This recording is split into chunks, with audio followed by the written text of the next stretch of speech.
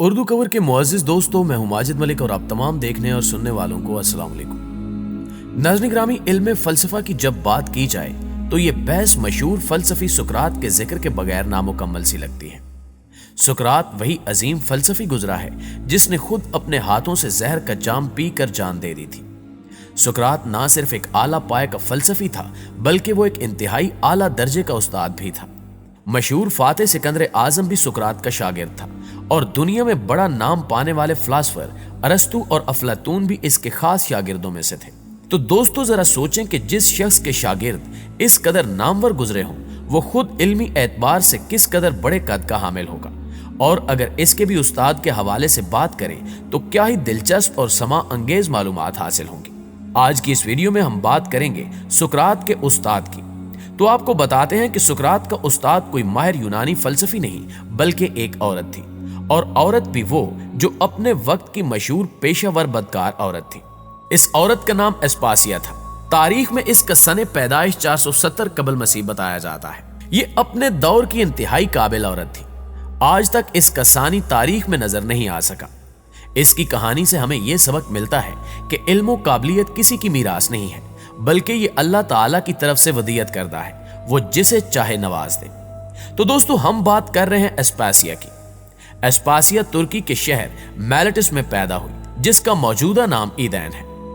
एस्पासिया बहुत कम उम्र में ही यूनान हिजरत कर गई और यूनान के शहर एथेंस में मुहाजिर की हैसियत से दाखिल हुई। ताहम इस बात के हवाले से तारीख में कोई वाकया या वजह नहीं मिल पाई कि इसको किन वजूहात की बिना पर अपना शहर छोड़कर यूनान जाना पड़ा।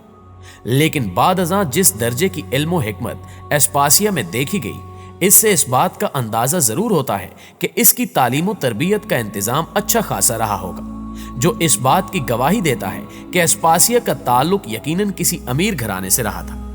उस वक्त यूनान में जो कवानीन राज थे, उनके मुताबिक जो शख्स चाहे, वो मर्द हो या औरत, हिजरत करके यूनान आता था।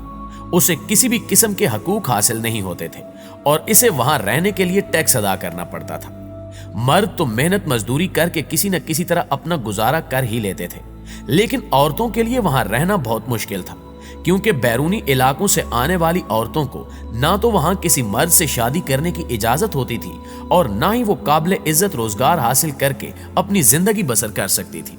इस सब की वजह से औरतों के पास एक ही रास्ता बचता था कि वो अपना जिस्म बेचें और अपना खर्चा चलाएं, और इसके साथ साथ हुकूमती टैक्स भी अदा करें। चुनांचे इस सूरत हाल को देखकर एथेंस आने के बाद एस्पासिया ने भी यही रास्ता इख्तियार किया।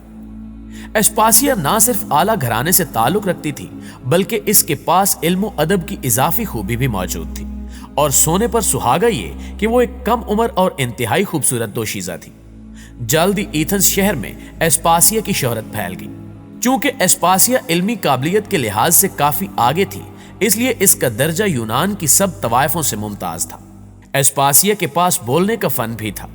जो कोई भी इसकी हिकमत से भरपूर बातें सुनता, इसका दीवाना हो जाता। इसी वजह से बड़े बड़े उमरा और फौजी ओहदेदार, यहां तक कि अपने दौर के निहायत जय्यद मुफक्कर और जनरल जैसन ऑफ लीरा के साथ भी इसके काफी अच्छे ताल्लुकात बन गए। इन सब खूबियों से मुज़य्यन एस्पासिया एक जिस्म फरोश औरत से मशहूर हैट्रा बन गई। कदीम यूनान में हैट्रा से मुराद ऐसी औरत है जो कि ब्रोथल यानी फहाशी के अड्डे की मालिक होती थी, जिसके जेरे साया कई जिस्म फरोश औरतें अपना कारोबार किया करती थी। कहने को तो यह फहाशी का अड्डा था जहां की ब्रोथल एस्पासिया थी, लेकिन यहां इल्म के मुतलाशी हजरात भी आया करते थे और एस्पासिया की इल्मी तकारीर सुनते थे। यहां तक कि उस वक्त का यूनान का एक सियासतदान एस्पासिया की इल्मी काबिलियत से इस कदर मुतासिर हुआ कि इसको बीवी बनाने की ख्वाहिश कर ली, और इसको एस्पासिया ने भी कबूल कर लिया। इस शादी से पार्कलस के यहां एक लड़का भी हुआ। यह शादी इसे काफी रास आई और वो यूनान का सबसे पुरअसर शख्स बन गया। इसकी गुफ्तगू का अंदाज और तकारीर ऐसी होती कि यूनान का हर शख्स इस पर एतबार कर लेता। तारीखदानों के मुताबिक इसकी इस तरक्की का सेहरा एस्पासिया को ही जाता है, क्योंकि एस्पासिया ही पार्कलस को तकरीरें लिख कर दिया करती थी। एस्पासिया का घर उस वक्त का एक तालीमी और तदरीसी इदारा बन चुका था। यहाँ शहर के बड़े बड़े फिलासफर, इंटेलेक्चुअल और माहिर उलूम आते थे, और वहां इल्म दानिश की महफिल सजा करती थी। इन बड़े नामों में से एक नाम सुकरात का भी था। सुकरात भी एस्पासिया से इल्म हासिल करने वालों में शामिल था। कुछ मुअर्रिखीन ये भी दावा करते हैं कि सुकरात का मशहूर जमाना सोक्रेटिक मेथड भी दरअसल एस्पासिया का ही वजह करता था। सुकरात के अलावा अफलातून की तहरीर में भी एस्पासिया का अंदाज़ बयान मिलता है। 440 कबल मसीह एक नाखुशगवार वाकया पेश आया जब सेमूज नामी एक जजीरे के बासियों ने एस्पासिया के आबाई शहर मेल्टिस पर हमला कर दिया। मेल्टिस ने इस पर ईथन से मदद तलब की। इस सूरत हाल में ईथन्स के हाकिम यानी पार्कलस ने मुंसिफ बनने की तजवीज पेश की। सेमूज ने इस पेशकश को रद्द कर दिया।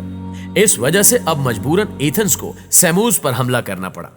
नतीजे के तौर पर सेमूज को तो शिकस्त हो गई, मगर उस जंग में लातादाद यूनानी फौजी हलाक हो गए। इन हलाकतों की वजह से ईथन्स के अवाम में गमो गुस्से की लहर दौड़ गई। लोगों ने इस सब का इल्जाम एस्पासिया के सर पर रख दिया।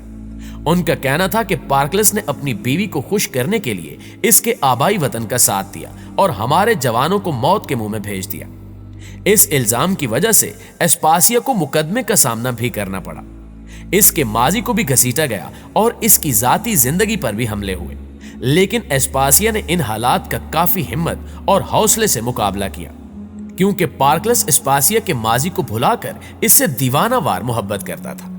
नाज़रीन गिरामी, 429 कबल मसीह में यूनान में ताउन की वबा फैल गई। इस वबा की नजर पार्कलस की बहन और इसकी पहली बीवी से होने वाले 2 बेटे भी हो गए। पार्कलस को अपनी बहन और बच्चों से इस कदर प्यार था कि इस वाक़े के बाद वो भी चंद रोज में ही जहाने फानी से कूच कर गया।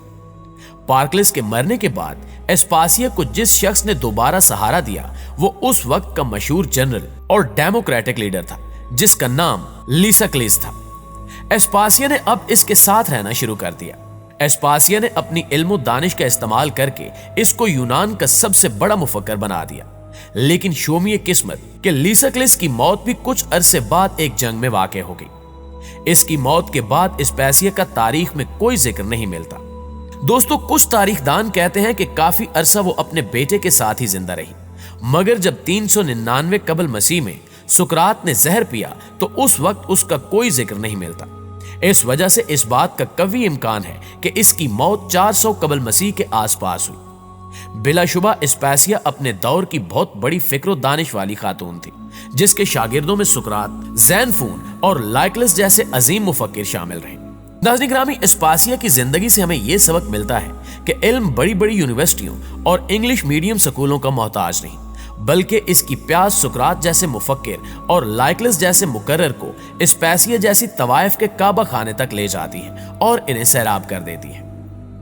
जी तो प्यारे दोस्तों, ये थी हमारी आज की वीडियो कैसी लगी कमेंट करके हमारे साथ शेयर जरूर कीजिएगा। इंशाल्लाह आपसे मुलाकात होती है अगली वीडियो में। तब तक अपना और अपने प्यारों का ढेर सारा ख्याल रखिएगा।